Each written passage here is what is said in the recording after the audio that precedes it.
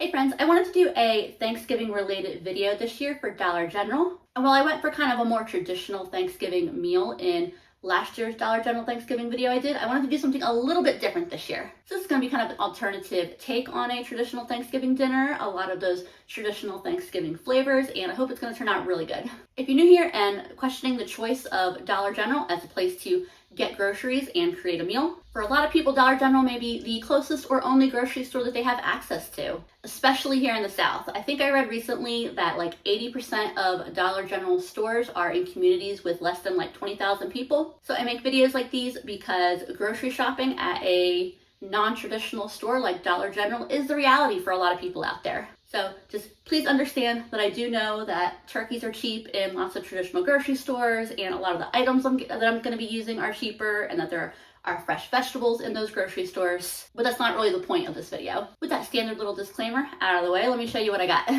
Here are the items I got to make my meal today. This cost me just under $17. They were out of cartons of everything but beef broth, but luckily they still had cans of chicken broth, and these were 65 cents each on sale. A can of cranberry sauce was $1.75.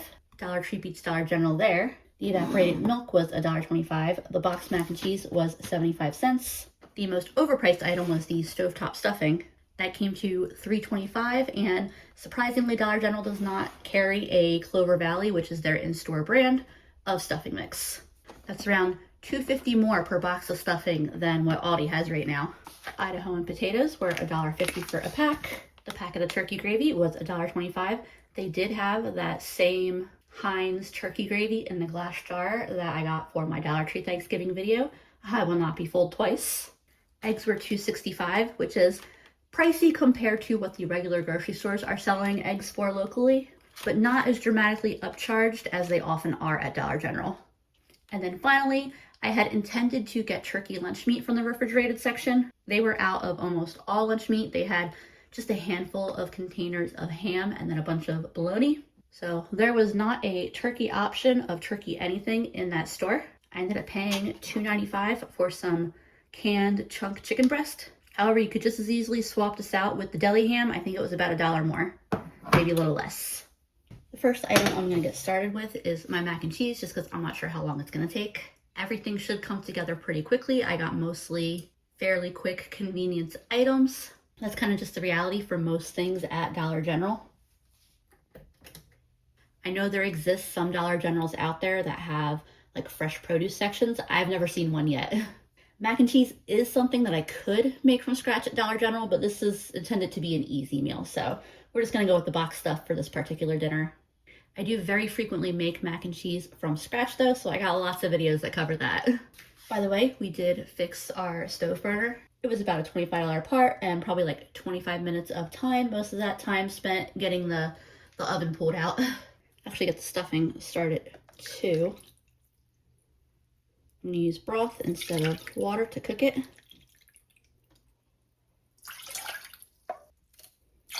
That's 1.5 cups of broth. I'll keep heating that up, or I'll start heating that up. I also just added a few chunks of margarine. I prefer butter for my stuffing, but I have a stick of margarine left over from another video, so we'll use that. It's the cheaper ingredient. I know it's what I had more frequently in my fridge growing up, so use butter if you have it, margarine if you don't, and any kind of neutral oil if you don't have that. Margarine is basically vegetable oil. You just want some fat in that stuffing. So technically you don't even have to do a neutral oil. You could use like bacon fat or something if you want it, but obviously that would flavor your stuffing in a really specific way, so that would be something to keep in mind. My broth and margarine mixture is boiling.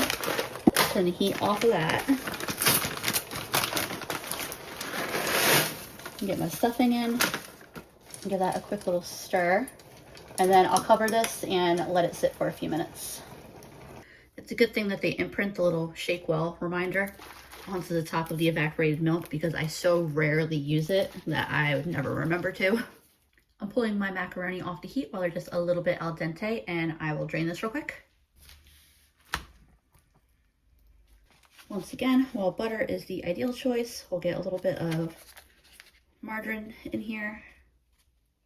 And then I've definitely made boxed mac and cheese before and just skipped it entirely if needed. We do what we can with what we have. Now that that's melted in, sprinkle the cheese in.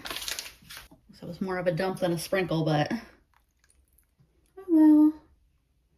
Doing a 1/4 cup of that evaporated milk. I'm not diluting it. I'm just going to keep it nice and extra fatty and creamy. And I'll get that fully mixed in real quick. So this is really good as is if you like a classic box mac and cheese, which I happen to really love. And that evaporated milk does a lot for it. However, I have kind of a specific direction that I'm trying to take this, and I like to try different things out. So I'm going to crack 2 of these eggs into a bowl. I'll give these a quick stir. And then I'm going to mix these into my mac and cheese. I have my oven set to 375 right now. And as soon as I get this stirred in, I'm going to put this in the oven. I'm going to see if I can get a little more structure in my mac and cheese. If I had a little bit more cheese, now would be the time to add it, because that would help too. I'm not sure how long this is going to need. I'll put it in for like 10 minutes and then just start checking it from there. I get my gravy started next. That starts out by bringing 1.5 cups of water to a boil. I'm going to use chicken broth instead of water, so I'll measure out 1.5 cups from my cans of broth that I have. I'll start with the one that is open. I've got just a little bit less than 1/2 cup in that. You know, even though I was initially looking for a carton of broth, I think because the cans are on sale, they actually were a little bit cheaper. Also adding 1/2 cup of that chicken broth to a bowl. And I'll mix that powdered turkey gravy mix into there until it's nice and well blended.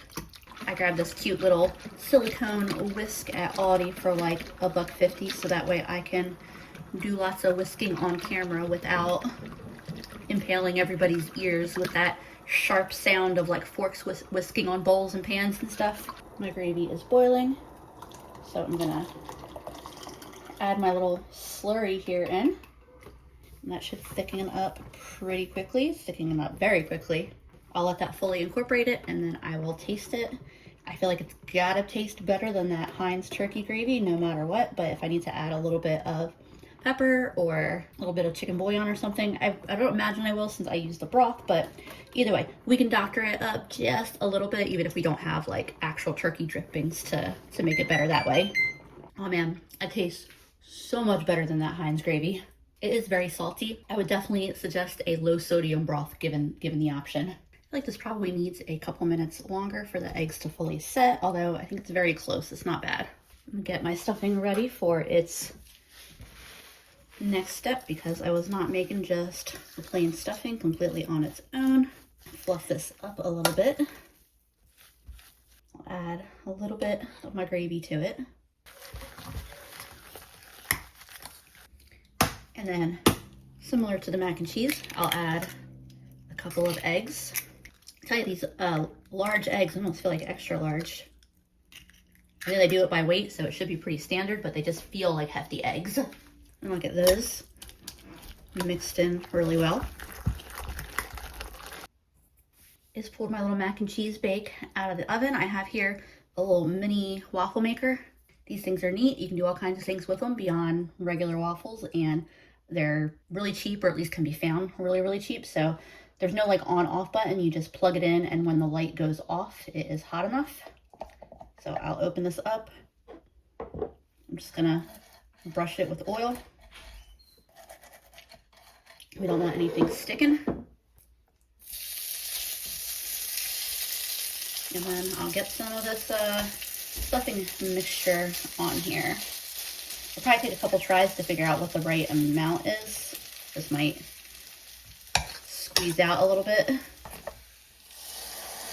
Now let's push that close and let it cook for a couple minutes. See, the light just came back on, and that's just it indicating that it is heating back up again. And while that cooks, I'm gonna transfer my gravy to a bowl. That way I can just toss it in the microwave if I want to heat it back up, and I can rinse this pot out so that way I can use it for my mashed potatoes, because I'm not trying to make a million dirty dishes. I'd rather clean as I go. This is starting to look brown and crispy on top, so I'm thinking it's probably done. Just want to make sure that egg is cooked enough. I do believe it is, so I will oil this up again. Don't need to add quite as much as that first one, and then I'll get the next one started, and I'm just going to go through until I use all of this stuffing mix.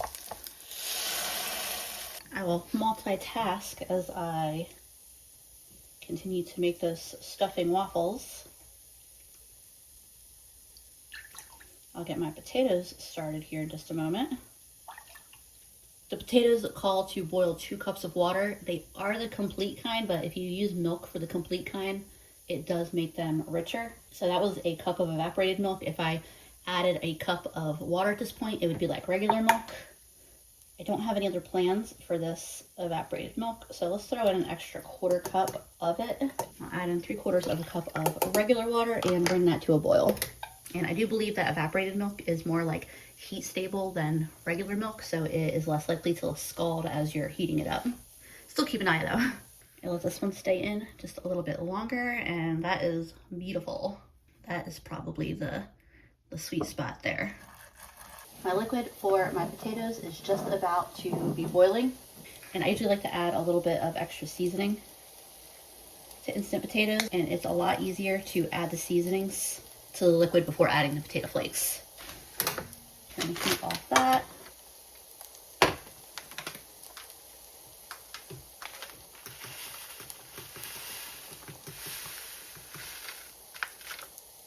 I'll get this mixed in, set these aside, so that way they can fully hydrate.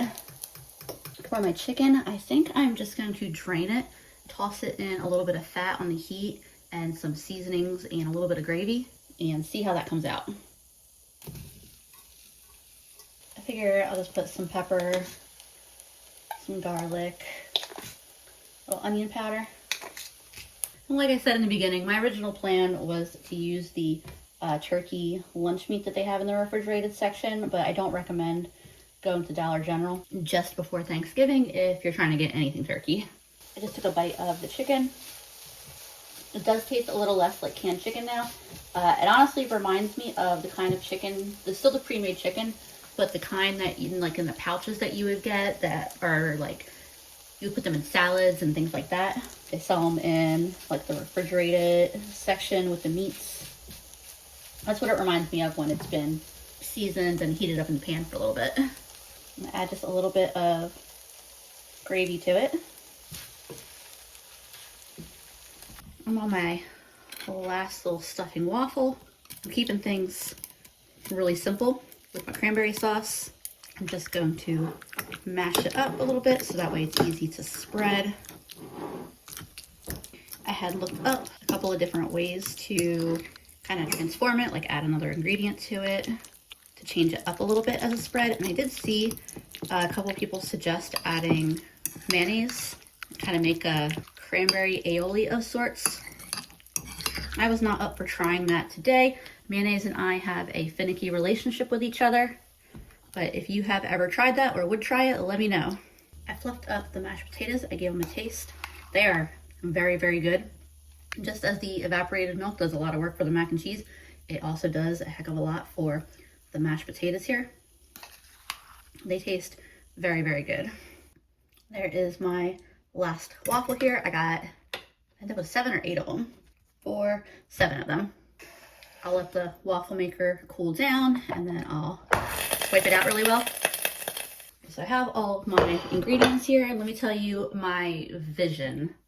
So I was thinking Thanksgiving sandwiches. Like, I love the sandwiches that you make with Thanksgiving leftovers, but I thought let's try to capture that for Thanksgiving dinner as just kind of a different way of doing Thanksgiving dinner. So we have our stuffing waffle base. We'll get some mashed potatoes spread on there. These are nice, thick, robust mashed potatoes. Otherwise, I was thinking that the grooves from the waffles would hold in the mashed potatoes like real nice if they were a little creamier, a little less thick and structured. Originally, I was thinking of doing the gravy as like something that you dipped it in, but I think I'm gonna put a little bit on top of my potatoes, a little bit of my chicken, Like I said, original plan was to use turkey lunch meat, so that's obviously also an option. I should have greased my little baking dish a little bit just because the egg wants to stick a little bit, but my little mac and cheese patty, the egg was to, you know, kind of hold it together so that way I could make a sandwich with it. And then grab the lid for my sandwich, and then, you know, where those grooves come in, just get a little bit of cranberry sauce up in there. That there was the vision for a Thanksgiving sandwich. Could also make these open face. Just kind of make it a loaded stuffing waffle. I don't know, I had been looking up bread options at Dollar General and not loving them, and they don't sell yeast, at least not at my Dollar General, so that sent the idea of making bread for the sandwiches down the drain, which is what I would have preferred to do. And then the idea to use the waffle maker to make the stuffing into the sandwich eggs hit me, and I ran with it. I'll see if I can take a bite of it. I was thinking maybe the waffles would have a little bit more structure, but I don't know, I guess they got more structure than a slice of bread would. That's really good. Yeah, I'm definitely very happy with that, and that definitely gives me Thanksgiving. And that little bit of sweetness from the cranberry sauce is just perfect. Like I said, I had envisioned kind of dipping the sandwich in the gravy, but it might be easier to spoon it. Definitely tastes so good with a little bit of extra gravy spooned on though. I had a little bit fall out, but overall this is staying together really well. I'm very happy with this. I told Andrew when I left Dollar General that I really wasn't sure how this was going to end up coming out, but that I was just going to go all in and go for it, and I'm more than pleased with this. Alrighty friends, that might not have been a full traditional Thanksgiving dinner, but I am full like it was a full traditional Thanksgiving dinner. I'm already wearing comfy pants. I'm about to go change into my comfier pants. And it's a good time to remember that Thanksgiving doesn't have to be about the big turkey and the mac and cheese, but just sharing any delicious meal with people that you care about, or if that's not possible, just do something nice for yourself. Thanks for hanging out with me while I made a delicious meal. I appreciate y'all. Have a wonderful Thanksgiving if you're one of my US viewers. Otherwise, I hope y'all have a wonderful Thursday, and I'll see y'all again soon.